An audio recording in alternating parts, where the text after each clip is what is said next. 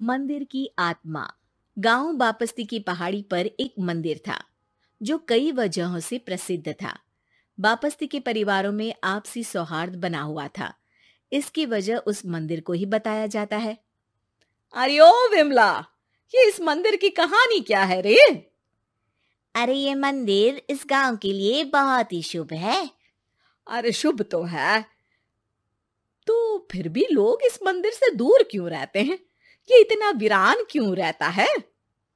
अरे बड़े बुजुर्ग कहते हैं कि मंदिर में आत्माओं का राज है जो लोगों की मदद करते हैं, लेकिन मंदिर से सभी को दूर भी रखते हैं। अरे ये कैसी आत्माएं हैं जो लोगों की मदद भी करते हैं और लोगों को मंदिर से दूर भी रखते हैं? अरे यही चलता आया है यहाँ पर, इसीलिए कोई कुछ बोलता नहीं। क्योंकि जिसके घर में कोई भी परेशानी होती है तो बताते हैं कि इस मंदिर से उन्हें मदद मिलती है। अरे वाह, ये तो अच्छी बात है। तभी इस गांव में इतनी खुशहाली दिखती है। तभी बाहर किसी की चीखने चिल्लाने की आवाज आती है। दोनों बाहर निकलती हैं तो देखती हैं कि गांव के एक बुजुर्ग रो रहे हैं क्योंकि शहर से उन्हें कोई बुरी खबर मिली है। अरे क्या हुआ चच्चा, रो क्यों रहे हो आप? हाँ चाचा, बताओ ना, हुआ क्या? अरे क्या बताऊं बेटे, मेरा बेटा शहर गया हुआ था कमाने, लेकिन आज खबर मिली है कि उसका एक्सीडेंट हो गया। वो अस्पताल में भर्ती है। अरे तो इसमें परेशान होने की क्या बात है चाचा, जाओ शहर और बेटे का इलाज करवाओ। हाँ चाचा, विमला सही कह रही है। आप शहर जाओ और इलाज करवाओ। अरे कैसे इलाज करवाऊं, अभी पैसे नहीं है और शहर के अस्पतालों में इलाज का खर्चा लाखों में आता है। अरे चाचा, भगवान पर भरोसा रखो, कहीं ना कहीं से मदद जरूर मिल जाएगी। बस आज का दिन कैसे भी काट लो। अरे अब तो बेटा थोड़ा समय काटना भी मुश्किल होता जा रहा है। देख कमला, तू ही समझा चाचा को। अरे पैसों का कहीं ना कहीं से इंतजाम तो जरूर हो जाएगा। अरे चच्चा, जब विमला कह रही है तो थोड़ा उस पर भी भरोसा रखो। चलो आपको घर छोड़कर आ जाती हूँ। उसके बाद कमला उन बुजुर्ग को लेकर चली जाती है और विमला मंदिर की ओर चली जाती है। विमला मंदिर की सीढ़ियों पर चढ़ते हुए दूर से नजर आती है। उसके बाद वो आंखों से ओझल हो जाती है। उसी रात उस बुजुर्ग के घर के बाहर एक थैला रखा हुआ मिला। बुजुर्ग उस थैले को देखते ही चौंक पड़ा क्योंकि उसमें 5 लाख रुपए रखे हुए थे। वो बुजुर्ग सुबह दौड़ा दौड़ा गांव के दूसरे बुजुर्गों के पास गया।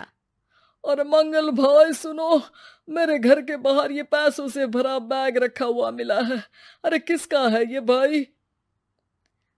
अरे भैया, मुझे क्या पता। तभी उधर से कमला और विमला निकलती हैं। अरे बेटा सुन तो, देख ये क्या रखा हुआ था मेरे घर के सामने। कमला और विमला हैरानी से देखती हैं। अरे वाह, देख विमला, तूने कहा था ना कि कोई ना कोई मदद जरूर करेगा। अरे भगवान सबकी मदद करते हैं, ये पैसों की मदद भी भगवान ने ही भेजी है। और क्या। अब चच्चा सोच क्या रहे हो, शहर जाओ और बेटे का इलाज करवाओ। ठीक है बेटियों, जो तुम कहो। चलो निकलता हूँ शहर बेटे का इलाज करवाने के लिए। अरे विमला, एक बात तो बता, ये इन्हें मिले तो कैसे मिले पैसे? अरे मैं ना कहती थी कि ये मंदिर सबकी मुसीबतों में मदद भेजता है। अरे वाकई बड़ी पुण्य आत्मा है मंदिर में। सो तो है, लेकिन उनके बारे में लोगों को कम ही पता है। अच्छा, और तुम्हें क्या पता है? अ, जितना पता था वो तो बता दिया। ना रे ना, मैं नहीं मानती, तू कुछ तो छिपा रही है। अरे कुछ ना छिपा रही, जो पता था वो बता दिया। मंदिर से लोगों को मदद मिलती है, बस इतना ही पता है। ठीक है बाबा, अब नहीं पूछूंगी। इसके बाद उसी रात कमला चुपचाप अपने कमरे से निकलती है और मंदिर की ओर चल पड़ती है। कमला धीरे धीरे मंदिर के दरवाजे पर पहुंचती है। अंदर से हल्की हल्की रोशनी आ रही थी।